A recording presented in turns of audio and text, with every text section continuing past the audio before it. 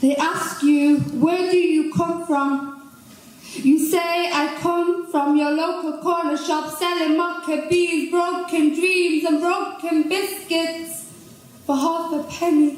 They ask you, where do you come from? You say, I come from spices and lime, a dry soil and a dim skyline. They ask you, where do you come from? You say, I come from home, for home with farewell. They ask you, where do you come from? You say, I come from the arcs of bone screeching. They ask you, where do you come from?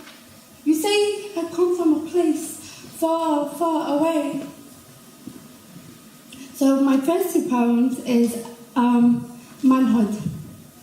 Manhood died, and since we're celebrating International Women's Day pretty soon, so I have things inspired by what it means to be a woman, but also the first poem is more about what it is to be a woman in a war zone. And this idea of manhood has died because it seems like men are always responsible, and men are always on the battlefield fighting while women are looking after the kids, and this is what's happening in Yemen. Women are the ones that are cleaning up the mess, whether it's attending funerals of their husbands or their sons, or or knowing that their husbands ran away and joined a group because of money. So this is called Manhood Died. But I've got to say though, I've written some words I can't pronounce, and English is my second language.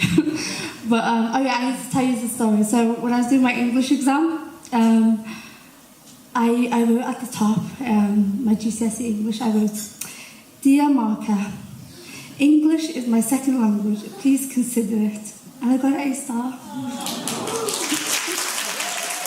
it just helps, it's an advantage, and I write it all the time now, even in university. Okay, so manhood died. Manhood died, blurred into the distance, and blue I hope and red I bleed, shackled arms, malnourished hips, slouched shoulders dry up, staring into the distance, and arcs of bones. More food please, rags and bags and dust and dirt, 1 bite for me and the rest for my sisters. Wait, can we come out to play? Rocks and tied up ropes left over, cluster bombs made in Britain, drips and jewels, flowers, red stones, silver strings, rings and hoops heavy on her ears. Round her neck she strangles identity. What is left? It will survive even if it hurts. Thank you.